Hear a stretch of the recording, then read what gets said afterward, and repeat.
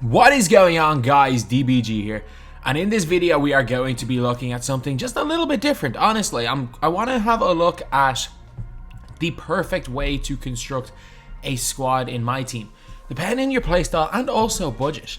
So, just in general, the rules are always the same for all the cards, but there are certain stuff you can kind of get away with. There are certain stuff that are needed, and other stuff that are just obviously like, just beneficial to have, but not necessarily game changers. Like for example, on next gen, if you are, I'm on current gen right now, but if you are on PS5, having something like gold clamps, Hall of Fame clamps is exceptional. But I mean, you can get away with, you're fine with silver. You're fine with silver. You can just about get away with none. Silver and above, basically, for me, I felt no difference.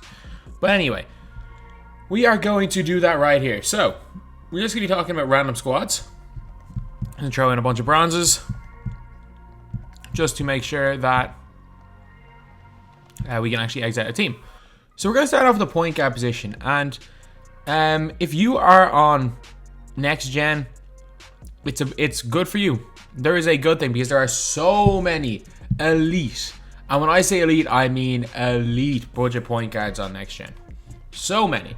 Because when we're talking about the best things that are needed for a point guard, what is needed? Most of all, if you are on current gen, range extender, clamps, quick first step. All three of those. Ideally, you'd have all of them on gold. All of them at least bronze is what you pretty much need for an elite point guard. Well, not for an elite point guard, for a point guard in general. But on next gen, if you are on PS5, you can get away with clamps, which makes Mo Williams, Kyrie Irving, D'Angelo Russell a billion times more effective. These guys are so much better on next gen than they are on current gen, because clamps is actually no, minus D'Angelo Russell. D'Angelo Russell is way better on current gen just because of his dribbling and everything. He's actually current gen made. Ignore me on that. But the likes of Kyrie and Mo Williams both of these guys are exceptional on next gen, especially Mo Williams. Like, Mo Williams might still start for me at point guard position on next gen on my main account. He's ridiculously good. He is just ridiculous. And I think Iverson might go in ahead of him, but if Iverson didn't exist, Mo Williams would be in there. But Iverson's the same, an absolute god on next gen. But on current gen, what you realistically, you need bronze clamps. I'm telling you this right now, you almost certainly need bronze clamps on a player. And there's a reason why. Because 2K have released so many elite cards with no clamps. There's a reason why. Please tell me I have it. Imagine if I had a bronze clamps here. No. If you go to search consumables, badges color bronze.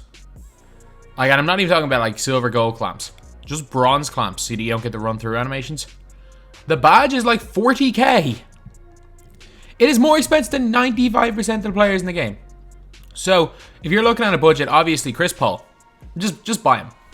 Chris Paul is the best point guard in the game under 50k. And he's 2k. Just buy Chris Paul. No matter what your budget is. He will be, I'm not going to say he'll be good at the end of the year. He will be a serviceable, usable point guard till like April. He will be usable in game till April. He's got gold clamps, range extender, and also got gold quick first step. And 93 ball, elite defense, good tendencies. He will be usable. And then if you're on a budget, I would suggest, it's a kind of tough one. If you just want pure offense and you're on current gen, D'Angelo Russell is the best offensive point guard by a mile. He's basically just another Jamal Murray. However, if you can manage to save up a little bit of MT to get like slightly better Chris Paul, Jason Williams is like slightly better Chris Paul. And a lot of the time you're going to be able to get this guy for, he's gone up in price a bit, but he was around like 31k-ish yesterday. And for that price, trust me, you've got an absolute gem in your hands. Him and Chris Paul can be your point guards for quite a while. Now, if you are on a mid-tier budget, I'm going to say the same thing. Jason Williams, Chris Paul. If you're on that mid-tier. Because trust me, there are no, like, you can get both of those guys combined for like 30, maybe 40k MT. You are not getting any other point guards better than them for less than like 60, 70. Like, if you want to go up to upgrade from them, maybe go for a Monte Ellis, because he can, Monte Ellis is 50. Actually, scrap the Jason Williams. Monte Ellis is significantly better than Jason Williams, only 50k. Just because his dunking is absolutely elite. But then there's the John Stocktons of the world who are really good as well. Stockton is that little bit more expensive, around like 70k. Darren Williams, I like him. The more I use him, the more I kind of don't like him. Darren Williams, 35. Okay. The only problem with Darren Williams is that most of the time, he's tough to find with range extender. He doesn't come with range extender off rip, so if you can get a ranged up Darren Williams, you are in really, really good shape. If you can get that card for cheap, because he's gone way, way down in price. So they're kind of like the mid. They're the mid tier point guards. John Stockton, Darren Williams, Monte Ellis. And then when you're looking at the top tier point guards, like you're looking at D Rose maybe, John Wall. Actually, no, I think Stockton's better than Wall. But D Rose is probably the elite tier point guard in the game. He is the elite tier, like auctionable point guard. He's so expensive. You're paying around 300k for him. So in terms of sweet spot, obviously get Chris Paul. Whether you got the game yesterday, whether you have a 300, 400k team, Chris Paul is a must. Like, trust me, he's a must. And then if you just want an offensive demigod, go get yourself D'Angelo Russell. If you want to get yourself another solid point guard, a slightly better Chris Paul, get yourself Jason Williams. Or if you want to go and if you can find a Darren Williams for quite cheap with range extender, he's probably the best bet. At the 2 guard and small forward, this is one thing I'm going to say. Clamps is a must on current gen. You cannot use a wing with no clamps. You can sometimes use a point guard with no clamps. And my reasoning for saying that is that the likes of Iverson and D'Angelo Russell, these guys can go get you 35 points if you know what you're doing with them. They can literally, like, these guys can win you a game by themselves offensively. There is no wing in the game that is, there's no budget wing in the game with no clamps that is good enough to win you a game by himself. Like, Tracy McGrady at this stage is kind of outdated.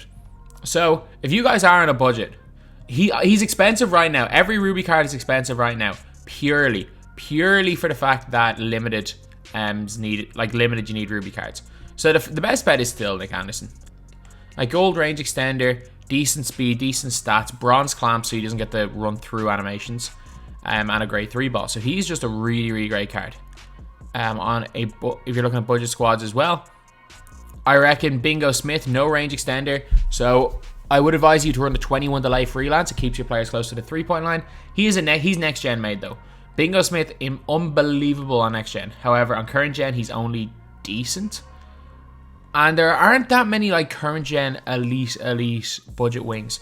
Like, obviously, Hito Turkoglu's fantastic next gen, not great current gen because he doesn't have clamps. I'm going to say Bowen's pretty good. I do like Bowen. I think he's a really, really good defensive player, and he hits jumpers very well from the corners because he's got hot zones everywhere. Bowen's really good on both gens, but he's definitely better on current gen. Next gen, Nick Anderson next gen is one of the best wings in the game, period, by the way. Not even just budgets.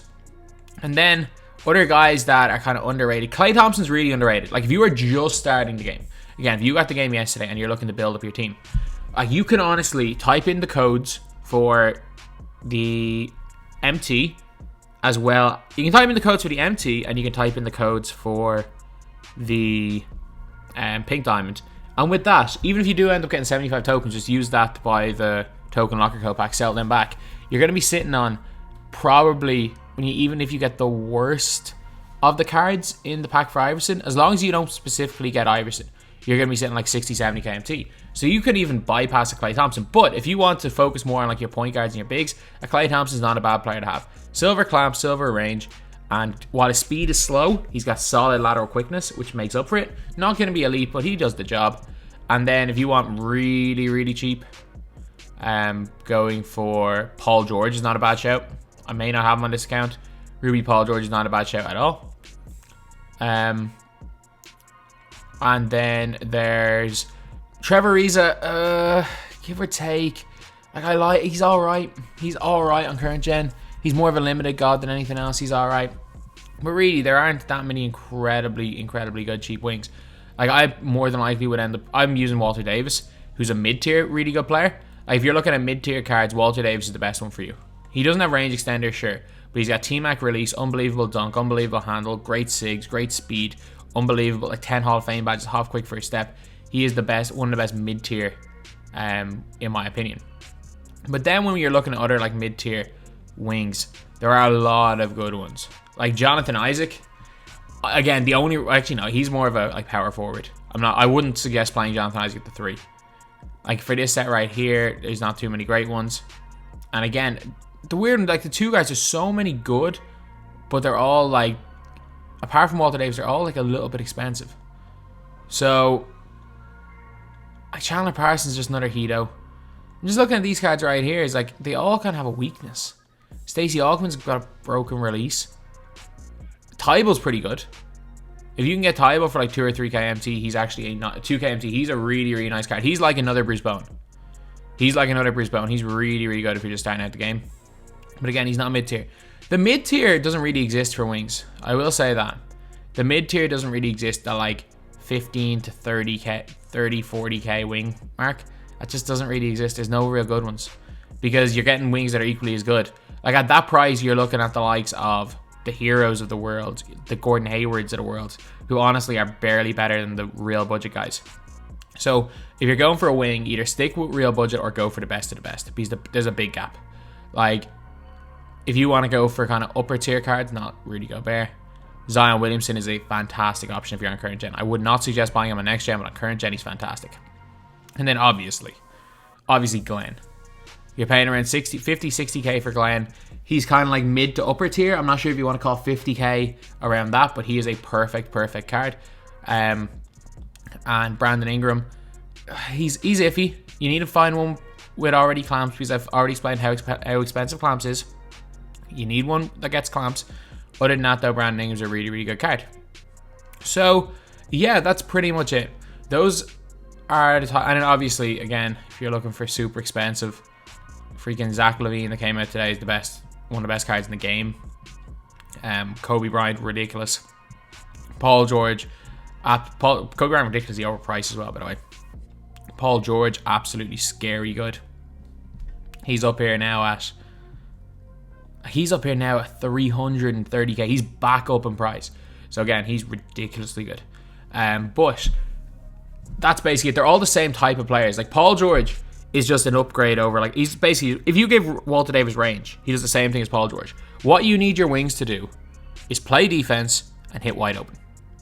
Like, yes, there are wings that do more than that, but all you realistically need them to do is play defense and hit wide open. Power forward position. Honestly, it all depends on your playstyle. For most people, it's just an extension of their wings. But power forward, a lot of time they sit in the corner, so that's where you can afford to use, like, you can get away with using a Giannis. But in terms of power forwards, some people like a Zion a power forward. Some people he doesn't suit. If you play a slow game, you can't afford to use a Zion a power forward on a defensive end. If you play a fast game, you can. However, I'm going to say this right now. Whether you've just started off the game, because everyone's going to get their 50, 60k MT, whether you've just started off the game or whether you have like unlimited MT, Jonathan Isaac is a must pick up. Like, Jonathan Isaac is ridiculously good. He's ridiculously good. He'll be under 10k MT as soon as limited ends, because he's the best Ruby card in the game. A Jonathan Isaac, you've got goal clamps, you've got goal quick first step on a 6'11 wing who can handle it and shoot. He's just scary good. He is scary good. And then AK, I think, is just an upgrade on Jonathan Isaac. But you do need... So let's say, do you need a ranged up AK? It helps, but you don't need it. But AK is genuinely just an upgraded Isaac. So Isaac is the one that I would suggest for most people. In terms of value bang for your buck, Jonathan Isaac after CP3 is probably the next best card in the game in terms of bang for your buck. But AK is probably the best. Not named Blake Griffin. And then when you're looking at the top tier, like, just get AK. There are more. I reckon there are more expensive cards. There are a lot of decent mid-tier cards. Siakam's a usable one. Siakam's really, really good. So Pascal Siakam right now, he's gone way up in price. Oh, why didn't I just buy one of them yesterday when he was 10k MT? I was just dumb then. Okay, who bid? Is this a range Siakam or someone just being dumb? 36.3. Someone bid 15,200 on a Siakam when he's going for like 13k. People are crazy. But anyway, Siakam is... He's debatable with better, as good as Jonathan Isaac. The two of those guys, bang for your buck, 20k MT, you're getting Siakam and Isaac, you're getting two power forwards that will last you till at least another month. At least another month, you can be competitive with those two guys at power forward. They're both exceptional. Siakam, elite on defense, doesn't quite have the length, but might be a little bit of a better shooter than Jonathan Isaac, but I still think Isaac is better. But Siakam can get range. However, for the complete budget guys, there really aren't many. There really aren't many. Like, you're going to have to sacrifice position. Like, the reason why I will say maybe use a Klay Thompson is because the gap between a Klay Thompson and, say, I'm not going to say Walter Davis because he's just cheap because he was in the code. The gap between a Klay Thompson and a Tyler Hero, who a lot of people use, is so much smaller than the gap between a Jeff Green and a freaking Jonathan Isaac, or an Amethyst AK and a Jonathan Isaac, or a Bailey Howell and a Jonathan Isaac. All these guys, or a Googs and a Jonathan Isaac. Like, these guys are good, are decent cards. If you're on an extreme budget, Jeff Green obviously should be one of the first players you pick up. If you only have that 1000 MT, Googs is okay. Bailey Hell is still pretty alright. Scalabrine outdated, but he's okay, I guess. But I would definitely, like, you're basically getting the gap between an Isaac and Siakam and the top of the top is almost zero. And the power forward position is one of those we can basically get two of the best power forwards in the game for 20k combined. So I would advise, like, on under any budget, in any budget, like, I'm just waiting for the price. I'm gonna buy Siakam. Honestly, I'll buy Siakam right now. I'm gonna buy Siakam right now because I really want Siakam for my team. The only reason I'm not buying Jonathan Isaac is I know he's gonna go down in price tomorrow, and he's not gonna go down in price tomorrow. He's gonna go down in price on Monday, and I'm not overspending on him. But, like, Pascal Siakam, Amethyst, I don't care. Like, he might drop in price. Like, he genuinely might end up dropping in price. Was he not like 13,900 with 3 hours to go? Alright. So many of them for the same price. That's weird. Any badged up or big on contracts? Nope. So, basically, Siakam is just ridiculous. He's ridiculously good. And then Jonathan Isaac again. These guys will be in my team for the long run. They are 100% going to be in my team for the long run on current gen. However, if you are on next gen, at the power forward position, clamps barely matters. I'm still going to say having clamps matters on the wings for next gen. You don't necessarily need to. Like, you can get away with Eric Gordon and stuff, but I would still advise you to use clamps on the wings on next gen. However, there is a bit of a difference when you're talking next gen, and the one player is Hedo Turkoglu. This guy is a demigod on next gen. If you are on PS5, this guy's like the fastest dribbler in the game. He is just an absolute demigod. Ridiculous handle, ridiculously good fadeaway. His dunking is incredible. His player model is huge, 6'10". He's got goal quick first step, half catch and shoot. His release is awful current gen. It's usable on next gen, and he's just an absolute god. So if you're on next gen, Hedo Turkoglu is more than usable, lads. More than usable. And in the center position, it literally depends on your playstyle. It literally depends. If you want a pick and pop shooter at center, still right now, the Andrea Bargnani card is still probably the best bet for you if you're looking for a really cheap center. I prefer Bargnani because he has a really nice block, and he's gone way up in price. But trust me, he'll, just like Jonathan Isaac, he'll be like 6-7k MT in a few days. But if you want to go season of giving,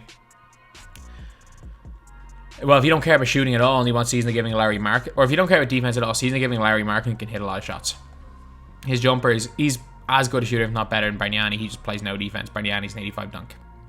However, I think in terms of pure value, there is a no-brainer. A lot of people would say using a Duncan or a Gobert because they're pretty good. Anthony Davis is very expensive, but he's really nice. He's like an upgrade over a Duncan and Gobert because he's faster, but he's not that much better. And then Embiid is an upgrade, in my opinion, over Anthony Davis because, again, he's just a little bit better of a shooter, block shots a little better, and he's that little bit taller. But in terms of centers, there is one that is a must-buy more than anyone. This guy right here, Sean Kemp. He's so good. He's like 8, 9k MT. Worth treble that. Like, he's still a steal. I got him for like 2k MT. He's still a steal. He's still a steal. What you're getting with Sean Kemp is like a ball handling point center who can handle the ball.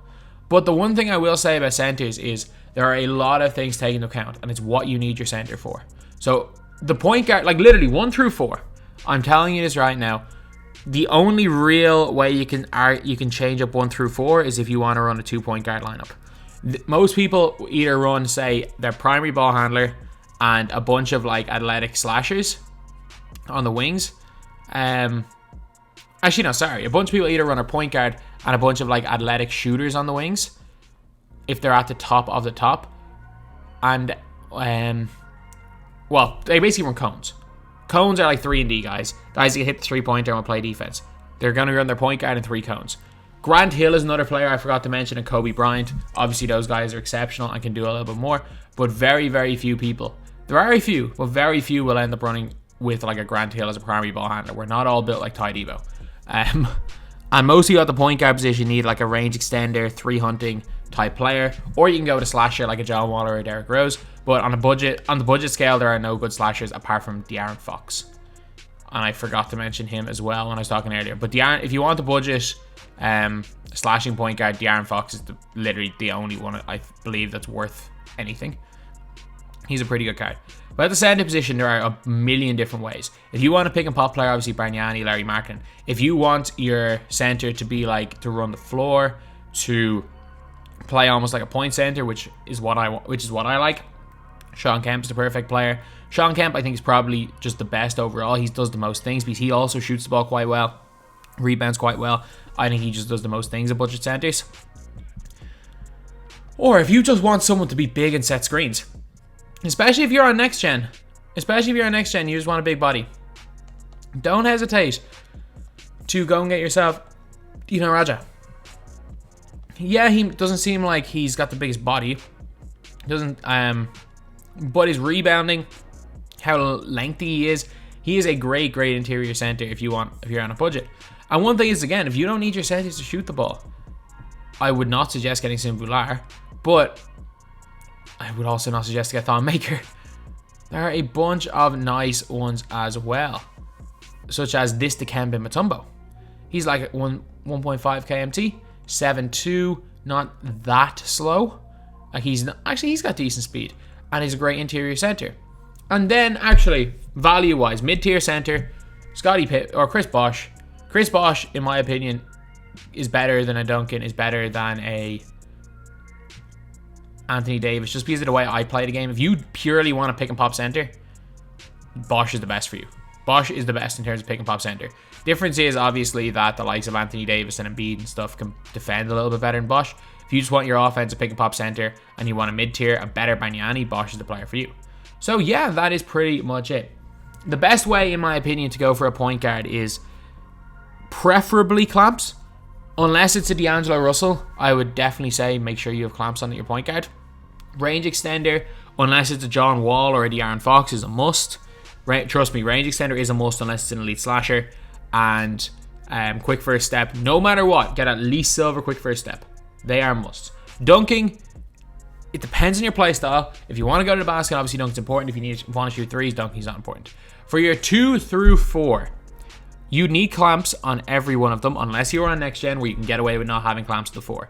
You need at least bronze clamps on your 2 guards and your small forwards. That is non-negotiable. There is no chance. You will be absolutely fried like a piece of bacon, as Ty would say, if you do not have the clamps badge on one of these guys on any gen.